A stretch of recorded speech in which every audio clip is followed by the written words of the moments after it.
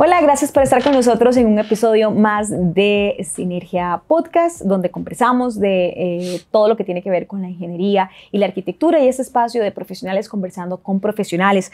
En este episodio estamos con 3 profesionales en ingeniería civil, todos ellos agremiados del Colegio de Ingenieros Civiles, también un miembro de Junta que nos acompaña, de Junta Directiva, y vamos a conversar un poco de aspectos asociados a las implicaciones que hay en las edificaciones, derivadas de las actividades sísmicas, y en este caso se va a hacer una especie de análisis o también recomendaciones asociadas a la actividad constante que ha tenido el volcán Poás, que es el que tenemos actualmente con mayor actividad muy reciente, que incluso elevó las alertas hasta llevar a alerta roja en la zona. Voy a presentar primero al ingeniero don Arturo Chávez, que es fiscal de la Junta Directiva de Ingenieros Civiles. Buenas tardes. ¿Cómo está, don Arturo? ¿Cómo le va? Buenas tardes, Jessica. Muy bien. Y muy agradecido de estar aquí. No, muchísimas gracias por acompañarnos en esta conversación de profesionales que vamos a tener hoy, en donde decíamos habrá un espacio para refrescamiento y también ver algunas oportunidades de empezar, ¿verdad?, a abordar algunas infraestructuras a propósito de esta condición que tenemos en la zona del volcán Poás. También presento al ingeniero Rafael Uramuno. Don Rafael, ¿cómo está? ¿Cómo le va?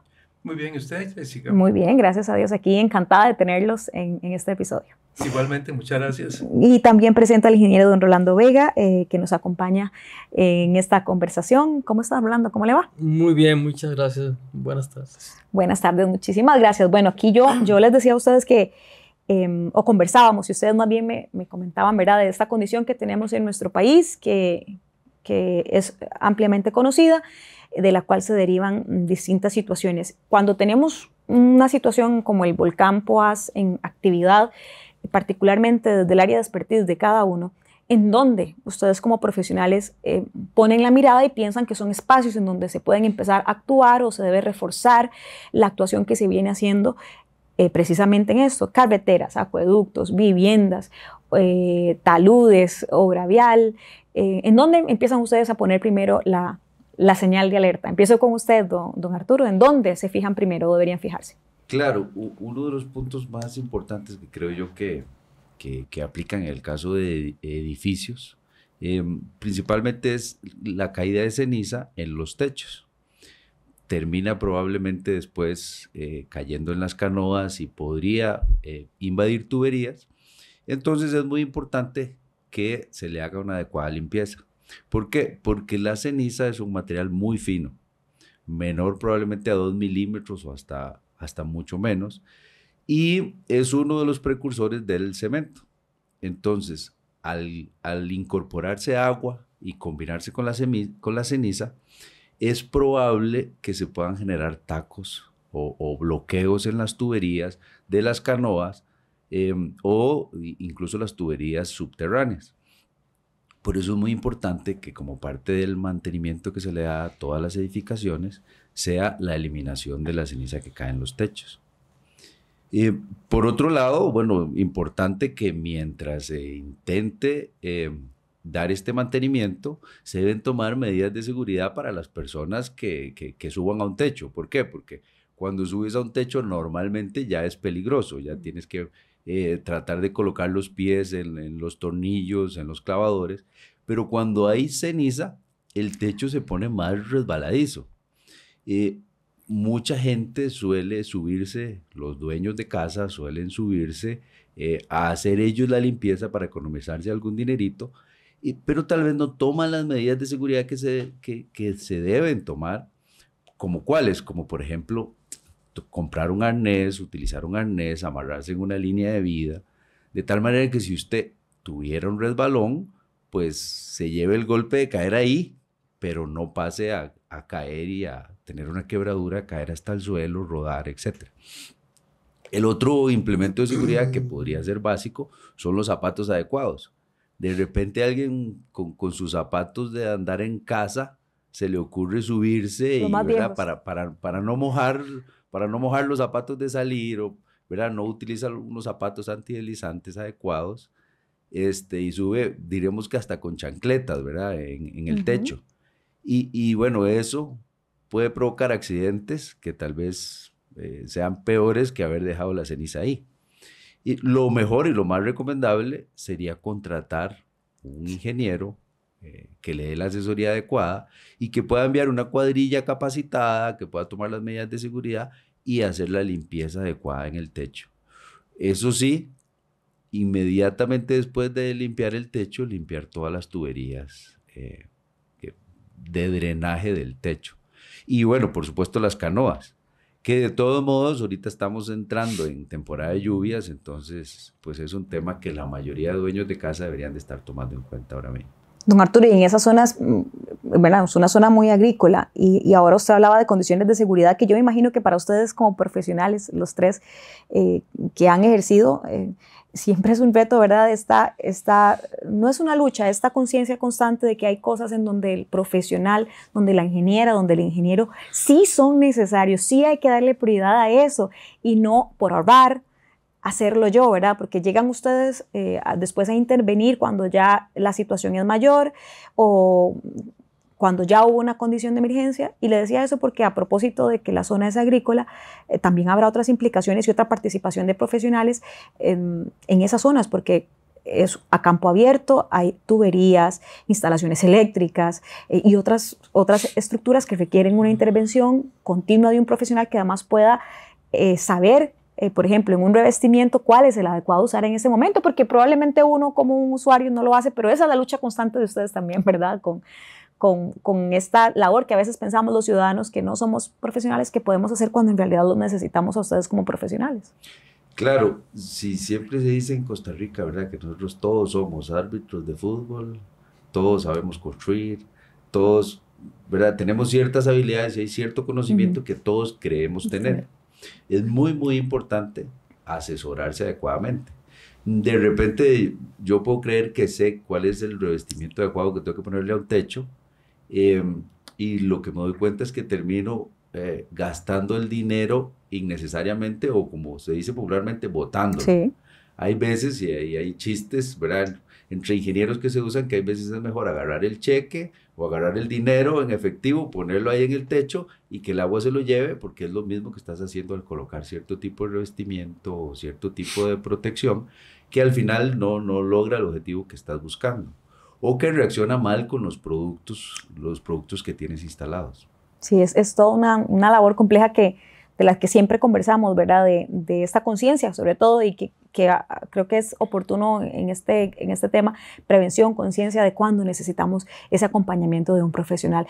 Don Rafael, en lo que tiene que ver con el tema hídrico es muy importante, ¿verdad? Yo creo que las imágenes que se veían recientemente son muy impactantes, es prácticamente lodo ahí en todos los cuerpos de agua, y la gente con otras afectaciones y la infraestructura que la conduce pues también tiene algún tipo de impacto. ¿Qué es lo primero que se encienden las alarmas en esta materia cuando tenemos el volcán así de activo?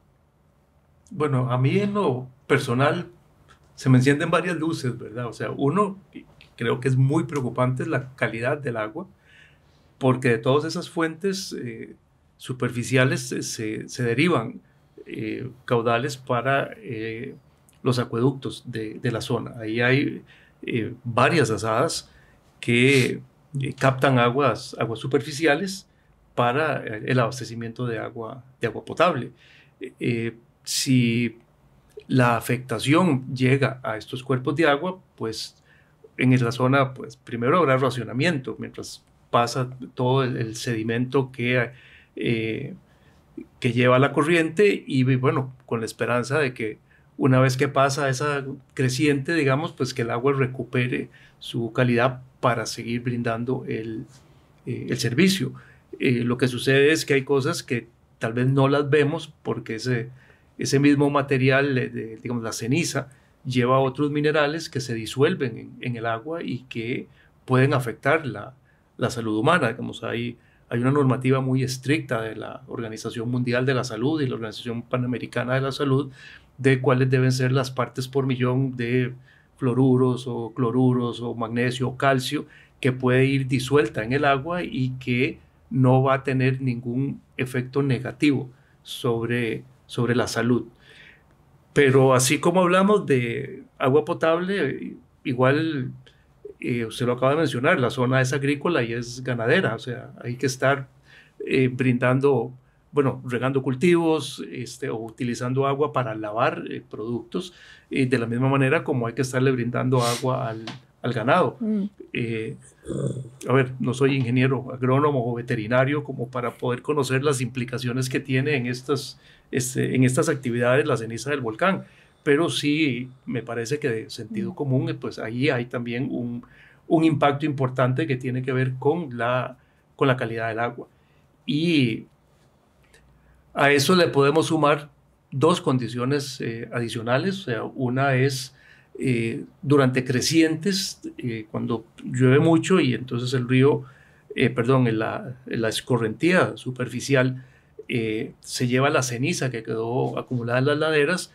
Al final eso se convierte en un líquido que ya no es agua. O sea, puede tener una densidad, digamos, el agua tiene densidad 1, ese líquido puede tener 1,5 o más, digamos. No sé si recuerdan ustedes, cuando el huracán Otto, digamos, eso no fue con una erupción, pero por la inestabilidad de las laderas allá en la zona del volcán Tenorio, el deslizamiento provocó que el material que bajó por ahí, o sea, la corriente, tenía densidades mayores a 1,5. Y entonces ahí usted ve en potreros, digamos, donde la velocidad del agua e incluso el nivel del agua es mínimo, aquello sembrado de piedras y piedras de gran tamaño, porque la densidad era tal que ese material flotó y entonces el agua sencillamente lo transportó, y ya cuando los niveles bajaron, pues todas esas piedras y ese material quedó en diferentes partes aledañas al cauce. Entonces esa es una preocupación importante, porque bueno, aparte de que le deja todo ese material ahí, cualquiera de esas piedras flotando, golpeando una alcantarilla, la pila de un puente, pues eso pone en peligro la infraestructura de la zona.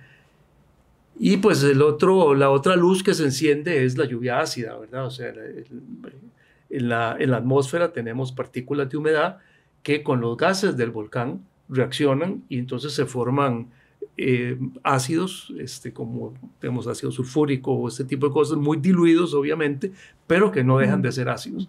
Entonces eso al precipitar pues quema la vegetación, corroe los techos y bueno, aparte de los techos, cualquier estructura metálica de puente o cosas que tengamos ahí, pues va a verse afectado por la corrosión que esta lluvia va a generar, lo cual pues tal vez no inmediatamente, pero sí, si esta actividad sigue, pues en un mediano plazo, pues eso puede afectar la estabilidad o poner en riesgo, digamos, la integridad de las estructuras. Don Rolando, a usted ya hemos hablado de varios aspectos, ¿verdad? En el caso particular y de su área de conocimiento, ¿dónde están esas luces que decía don Rafael encendidas cuando tenemos esta actividad tan prolongada? Porque es que llevamos muchas semanas con esta situación que además es muy constante y mucha, digamos, con mucho volumen. Llevamos muchas semanas con actividad volcánica. Y deberíamos preguntarnos a nivel de los ingenieros municipales que están en la región, si ellos han tenido la dedicación o el plan de revisión de las estructuras principales que hay en el cantón. Por ejemplo, si ocurre una avalancha, ¿saben ellos para el periodo de retorno cuáles serían los niveles máximos que se van a alcanzar en el cauce? ¿Están los rellenos de aproximación de los puentes dentro de esa área de inundación y podrían eventualmente ser erosionados, lavados y dejar el puente, digámoslo así, sin accesos? ¿Cómo va a poder la gente comunicarse entonces? O sea, tenemos claro a nivel de las municipalidades cuáles son los problemas de estabilidad en las laderas de los ríos, porque cuando venga la lluvia, que ya arrancó, y van a venir los lavados de las laderas, y si a esas laderas están llenas de ceniza y de piroclastos que ha arrastrado el río desde la parte alta del volcán, ¿cómo va a incidir esa inundación en las infraestructuras que tenemos aguas abajo? Estoy hablando de puentes, pero a eso tenemos que sumarle también las construcciones laterales. ¿Tiene realmente la municipalidad claro en su plan de permisos de construcción si hay gente que se ha metido en el cauce del río? Porque muchas veces dicen, es que el río se salió. No, el río no se sale, el río va por su cauce. Y lo que pasa es que la gente se mete en el cauce. Entonces, ¿tiene la municipalidad claro eso? O tiene que ir, como ya hemos visto todos los años, a recoger lo que quedó de las casas, y Dios guarde, haya gente también dentro de eso, dentro de esa afectación? Lo tenemos claro. Todos los años nos pasa, pero ahora este año tenemos un adicional, y es que es el volcán. Entonces tenemos claro a nivel del ingeniero municipal, a nivel del ingeniero de las asadas, a nivel del ingeniero del CONAVI que está en la región, a nivel de todos esos profesionales, incluso de los profesionales privados que trabajan en esa región, tenemos claro cuál es la condición que tienen los cantones alrededor del volcán. Es una pregunta que creo que es bien válida en este momento y en todo momento, y sin embargo todos los años vemos que se vuelven a repetir los problemas. O sea, quiere decir que no se está atendiendo, o no se está atendiendo con el nivel de previsión que se requiere en un país como este, que aparte de que llueve mucho, también es sísmico. Y no nos hemos puesto a pensar qué va a pasar con esos taludes, con esas laderas, cuando venga un sismo, que vendrá un sismo fuerte probablemente. Entonces, son preguntas que uno le quedan en el aire, y que sería bueno que los profesionales que están en la región también investiguen y sean proactivos y lleguen a la municipalidad con consultas y a la vez con respuestas, porque para eso están entrenados y deben ser consultados por las autoridades políticas de cada una de las regiones. Vamos a hacer una pausa y vamos a regresar para seguir hablando un poco de estas responsabilidades en todas las áreas, y que ustedes puedan interactuar también sobre la palabra clave que todos han usado, que está asociada a la prevención, que aunque se habla mucho de ella, ¿verdad? A veces el impacto de conciencia sobre los diferentes actores, el actor individual, el ciudadano común, las municipalidades, los profesionales, ¿verdad? A veces cuesta como ese paso, a veces cuesta como darlo. Entonces quisiera un poco una reflexión de los tres en ese sentido. Así que hacemos la pausa y volvemos.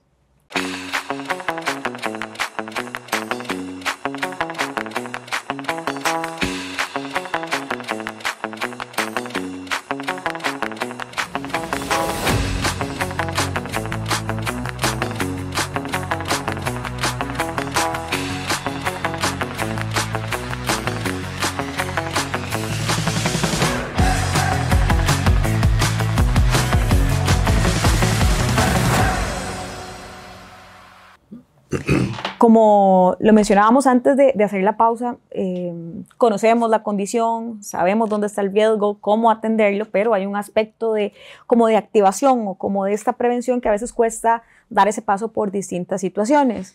Le consulto a los tres, ¿a dónde creen que podemos, o dónde está este punto medular de tomar esta acción y esta alerta de prevención en cualquiera de las situaciones que antes han descrito y que ustedes han ido abordando? Ahí es donde quizá creen ustedes que estamos fallando para seguir viviendo, en el sentido de que sabemos que esto es lo que tenemos el volcán, en este caso específico, ¿verdad? Ahí, pero tenemos Turrialba, tenemos Arenal, tenemos otros, que además tenemos un país altamente sísmico y que además tenemos una condición lluviosa que ya entró y que probablemente no sea nada escasa, y que se nos suman todos esos factores ahí, y pese a lo que tenemos en el pasado, tal vez no hemos sido lo suficientemente previsores. ¿A dónde creen que puedan radicar esta situación, don Arturo, don Rolando y don Rafael?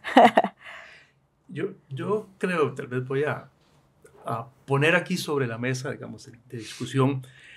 Creo que ha habido una disociación de instituciones y, aparte de eso, con la sociedad en general. Yo creo que la academia en este país, sobre todo la academia pública, ha generado conocimiento muy valioso.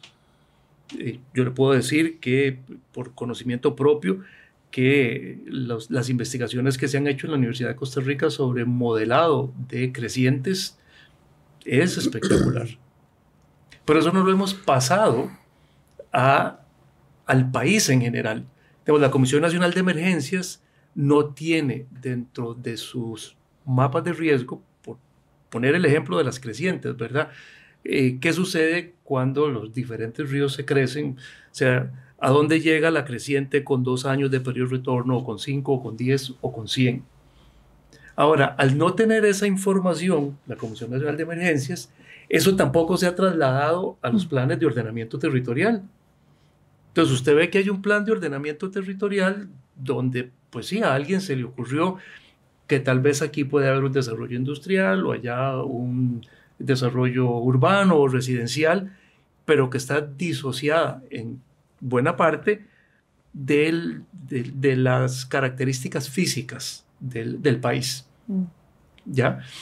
Y a eso le sumamos que si yo tengo un terreno y yo digo, qué bonito aquí, voy a construir mi casa y voy a la municipalidad y resulta que el plan de ordenamiento dice que esas son industriales, entonces yo no puedo construir mi casa ahí.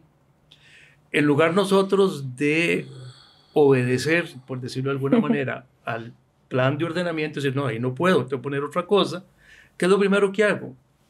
Ir, peleo. Sí, exactamente. Ir donde para usar una palabra cotidiana, peleo. Sí, para que me cambie el uso de la tierra. Para que se ajusten. Para que se ajusten. ¿Cómo me hacen? Exactamente. Y eventualmente se termina cambiando. Entonces usted ve que nuestros diferentes desarrollos son como espontáneos. Entonces, ahí yo creo que hay una labor que va en todo sentido, ¿verdad? Desde la investigación técnica, científica, el uso de ese conocimiento en términos institucionales y planificación del país, y el entender yo como ciudadano que, bueno, esto es lo mejor para todos, y bueno, si a mí me tocó tener un terreno en una zona industrial y yo quería construir ahí, bueno, pues ya no, o sea, tendré que hacer otra cosa, ¿ya? Entonces, yo creo que mucho de los problemas pasan por ahí, por esa falta de cultura de la prevención y del buen uso del territorio. Don Arturo, don Orlando. Bueno, yo me uno a Rafa en su comentario. La verdad que nosotros no traemos una cultura de prevención que muestre que las cosas que hacemos todos los días están basadas en prevención, más bien en reacción, más bien en tengo esto y cómo lo soluciono, no tanto en, esta decisión me lleva, ¿y por qué toma esa decisión? Bueno, porque me podría pasar esto, me podría pasar esto, me podría pasar esto, y prefiero el riesgo más bajo en vez de cualquier riesgo. En general en la vida, la mayoría de nosotros tendemos hacia eso en vez de a la prevención. Y bueno, para muestra, las casas. La mayoría de nosotros adquirimos una casa, conseguimos un financiamiento de un banco y de lo que más nos preocupamos es de pagar ese financiamiento, y lo que menos nos pasa por la mente es el mantenimiento que debemos darle a ese activo que adquirimos para vivir, y de cómo mantenerlo para que no se degrade en el tiempo. Nuestra mentalidad tiende más hacia, ya lo tengo y él va a quedarse conmigo intacto durante el resto de mi vida. Y bueno, eso se refleja en casi todo. Digamos, en la universidad pienso que también se hacen investigaciones y de repente no logramos que la gente normal entienda cómo usar prácticamente esa información que tenemos. Y no porque quien hace la investigación no lo quiera, sino porque nuestra estructura cultural no está hecha para que la gente empiece a utilizar la información que se produce. Y tal vez ese es un gap que tenemos, un espacio que tenemos, ¿verdad? De cómo hacer para que lo que conocemos empiece a resultar en cosas prácticas, en cosas que se usen todos los días. Pienso que es una de las cosas que definitivamente tenemos que empezar a implementar en es que terminamos en nuestras políticas, en nuestros planes, pero ¿cómo lo volvemos en acciones diarias que la gente pueda utilizar, valga la redundancia, todos los días? cómo lo bajamos, ¿verdad? De ese tecnicismo a la cotidianidad para cuando la cotidianidad lo necesite, ¿verdad? Don Rolando. Estamos muy orientados a salir corriendo, como dice Arturo, pero yo me devuelvo de nuevo con los encargados de las instituciones. La oficina regional del Ministerio de Educación Pública que ve las escuelas y colegios de la región, el ingeniero municipal, el ingeniero de la SADA, el ingeniero de la regional de la IA. ¿Tienen ellos claro cuál es la situación de donde están trabajando?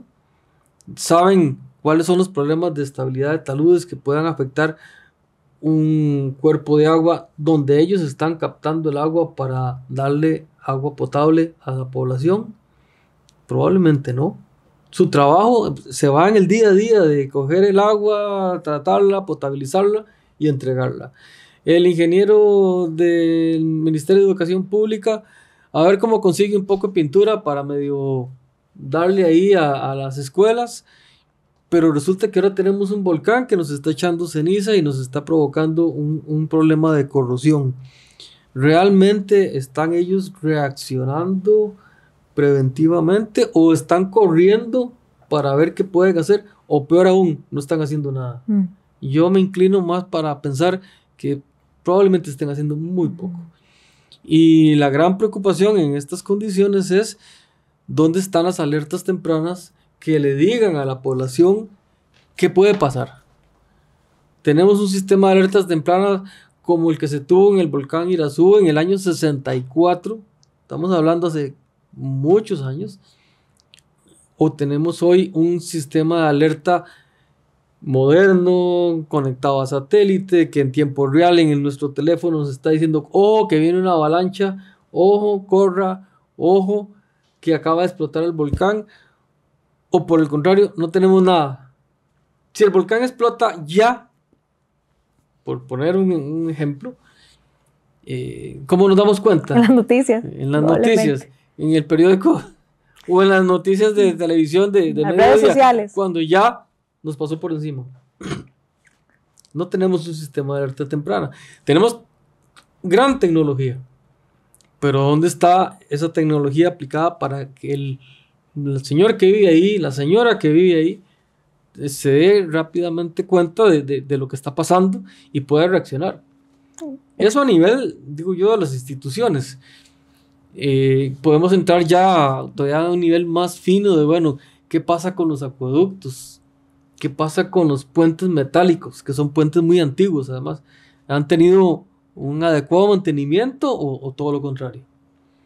¿Qué pasa con los gimnasios de las escuelas? Con las escuelas mismas que hubo una época que se hacían todos de purlin, de 1 milímetro, 1.6 milímetros de grosor, que probablemente ya lo que queda de eso es casi que una telita. Y se están reparando. No lo sé. Bueno, es complejo cuando uno entiende que tiene una realidad. En el caso particular de los centros educativos, una gran cantidad, ¿verdad?, de alertas sanitarias o de levantamiento ahí de alertas. Y tal vez aquí es, con lo que ustedes han comentado, puede uno intuir y reflexionar que aunque todos deberíamos hacer, también es tiempo de que no esperemos solamente que otro lo haga, sino que preguntemos. Yo creo que aquí la clave está en la comunicación.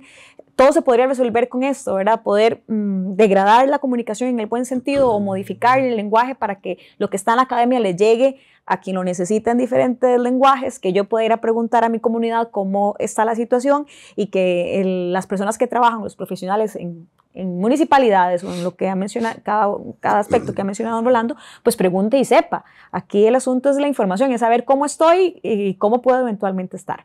Vamos a hacer la última pausa y yo de una vez les adelanto que lo que quisiera hacia el cierre es ¿qué llamado le hacen ustedes a sus colegas en momentos como este? A cualquier colega, al que se dedica al ejercicio independiente de la profesión, al que trabaja para una empresa privada, al que trabaja en el Estado. ¿Qué llamado le hacen ustedes a sus colegas? Hacemos la pausa y regresamos.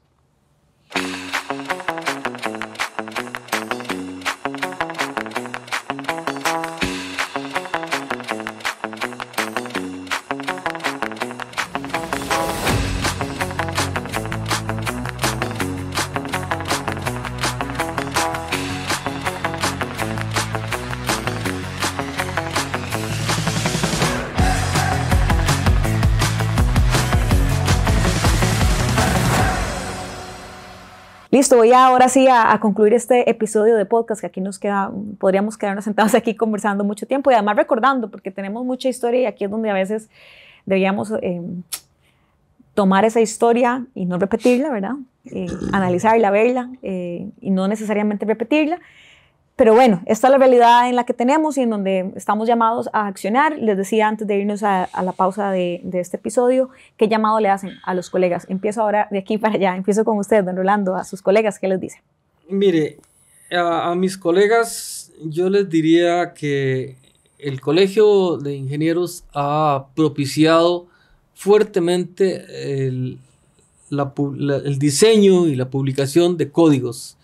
Código sísmico, el código hidrológico, si mal no recuerdo, código de taludes, en fin, hay muchos códigos. Guías. Hay muchas guías que debemos usar y debemos instrumentalizar en las condiciones que tenemos en cada sitio. No usar los códigos nos pone en una situación de alto peligro, pero todo lo contrario, los códigos están hechos precisamente para ayudarnos a contener y a diseñar adecuadamente las estructuras, a contener los riesgos y a diseñar adecuadamente las estructuras. Entonces, mi recomendación es que usemos los códigos, que los estudiemos bien. Los códigos son una guía, no es la última palabra, digamos así, no es la pomada canaria. No nos van a decir todo lo que hay que hacer, pero sí nos van a guiar por dónde tenemos que ir. Esa es la primera cosa. Y la segunda es que la experiencia que tienen los profesionales que están en esas regiones es fundamental. Hace un rato, tomándome un café aquí con don Rafael, conversábamos de las personas mayores que tienen todo el conocimiento de lo que ha ocurrido en la región. Bueno, acudamos también a los profesionales de mayor experiencia para que nos guíen, sobre todo si son profesionales jóvenes, que nos guíen cuál es la condición. Muchas veces nos dirán, no, mira, aquí en esta zona no se puede cimentar porque hay unas arcillas muy expansivas y ahí tienen muchos problemas. Bueno, entonces de una vez ya sabemos que tenemos que irnos con pilotes o tenemos que ir a una situación diferente. O en el caso de la parte hidráulica, ya las personas, los profesionales habrán hecho estudios que nos pueden decir cuáles son los niveles máximos de crecientes para un periodo de retorno de acuerdo a lo que el código nos diga. Bueno, usemos a los profesionales mayores, pero también usemos los códigos para que nos permitan dar un buen servicio. Muchas gracias, don Rafael. Yo voy a elaborar un poco sobre lo que comenta don Rolando, para dar el paso que sigue y que esa información y eso que generamos como profesionales lo comuniquemos, que lo informemos a las diferentes comunidades, porque muchas veces hacemos un buen estudio, hacemos un buen diseño, pero se queda en nosotros. Se quedó en mi memoria de cálculos, se quedó en el informe que envié a la municipalidad o a la institución que me contrató para hacer el trabajo, pero no pasó de ahí. Digamos, la comunidad no se entera de el porqué de las cosas. Muchas veces creo yo, y volviendo a la parte esta cultural de que no nos gusta como que nos restrinjan mucho, ¿verdad? Creo yo que el no saber el porqué me dice a mí, ¿por qué no lo voy a poder hacer? El terreno es mío, o me parece que esto está bien, ¿ya? Hablando con respecto a la guía hidrológica, hablábamos de que en muchas municipalidades siempre se había dicho que cuando usted hace su casa, tiene que dejar un antejardín. Pero si usted pasa hoy en día por una gran cantidad de residenciales, no ve ningún antejardín. Una de dos, o se dejó y después la gente amplió la casa y se lo quitó de encima, ¿verdad? O no se contempló desde el inicio. Y tenía un objetivo muy importante, que es mantener zonas permeables para propiciar infiltración y que llegue menos agua al alcantarillado pluvial. Pero ese objetivo nunca se transmitió. La gente no tiene idea de por qué eso era necesario. Y entre que yo me quejo y voy y reclamo a la municipalidad y entonces al final de cuentas la municipalidad me dice, sí, hazlo, no importa. hemos incrementado áreas urbanas innecesariamente. Aumentamos la condición del riesgo. De todo. De todo, exactamente. De todo. Entonces, con esto del volcán, bueno, ¿cuáles son esas zonas de riesgo? ¿Cuáles son los peligros a los que estamos sujetos? ¿Cuáles son las acciones que yo como individuo debo tomar? Las acciones que la institución para la que yo laboro debe tomar y hacer un trabajo en conjunto, o sea, entender esas condiciones y características físicas bajo las cuales vivimos y saber adaptarnos a ellas, porque es la mejor manera de poder no eliminar el riesgo, pero vivir bajo una condición de mínimo riesgo. Don Arturo. Bueno, yo creo que podría dirigirme primero, digamos, a los profesionales que ejercen de manera privada, que tienen clientes en esta zona, que definitivamente deberían levantar el teléfono o escribirles un mail o escribirles un mensaje WhatsApp, instantáneo, ¿verdad? Sí. Un algo. Y ser un poquito proactivos en el sentido de hacerles ver algún listado de puntos a revisar, por supuesto ofrecerles que su empresa o su servicio lo puede ejecutar, pero que de todos modos les sirva a los dueños de casa o dueños de edificio, dueños de planta, a revisar.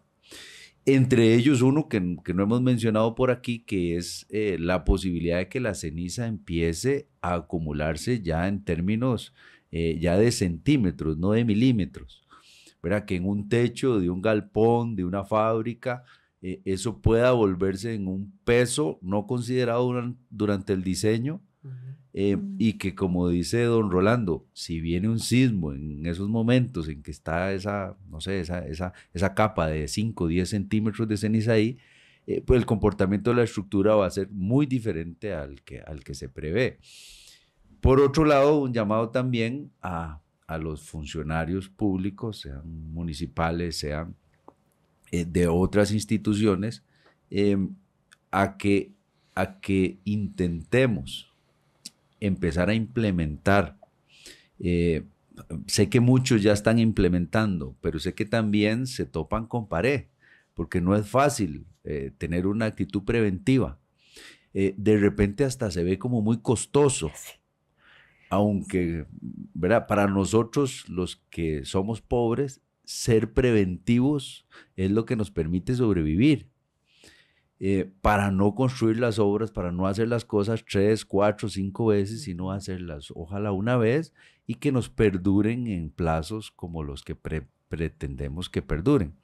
Y por último, mencionarles que el Colegio de Ingenieros Civiles está aquí dispuesto para ser un ente articulador, para ayudar entre los funcionarios públicos, entre las universidades y tratar de empezar a encontrar ideas de cómo aplicar esos métodos preventivos, esas líneas preventivas que puedan ayudar a que las comunidades pues tengan una mejor proyección en el futuro. Sí, de verdad que todos los aspectos son tan valiosos y se pueden resolver con la génesis de comunicarnos, que a veces nos cuesta tanto. Y lo enfatizo porque todo está ahí, al profesional que le puede decir al cliente, mira, vi que estás en la zona y que tenemos la actividad volcánica, le echaste un ojito a tal cosa, te está funcionando bien el aire acondicionado, o sea, mira, acordate que tenés tal cosa abierta, querés que te vaya a hacer una revisión, no necesariamente tiene que ser inmediatamente el negocio ahí pactado, pero bueno, es parte del servicio que damos con garantía. A la academia que puede decir, voy a buscar canales de comunicación para bajar un poco esta información y vamos a las MUNIs y les decimos, esto fue lo que me dio el estudio. ¿Verdad? Y a las MUNIs, decir, yo también voy a ser proactivo, y digo MUNIs en términos generales, pero a cualquier institución decir, voy a ser un poco proactivo, ¿por qué no le preguntamos a X, fulanito, menganito, que tiene 70 años viviendo aquí, que conoce un poco más intuitivamente cómo estaba aquí la zona? No tomemos el riesgo y ya de ahí partir de esa información base para determinar si invierto en aspectos tecnológicos o de estudios cuando ya tengo el conocimiento nato de alguien que estaba en la zona. Todo se reduce a la palabra comunicación que termina dándonos el gran éxito del proceso. Les agradezco muchísimo la compañía a los tres. Espero que nos podamos sentar por aquí a conversar más seguido con un cafecito. Que ellos se tomaron el café, ¿verdad, don Arturo? Sí, está pendiente. Bueno. En la próxima invitamos a todos al café. Muchísimas gracias por habernos acompañado. Gracias. Con mucho gusto. Y gracias, y gracias a tardes. ustedes. Buenas Buenas tardes. tardes. Y gracias a ustedes también.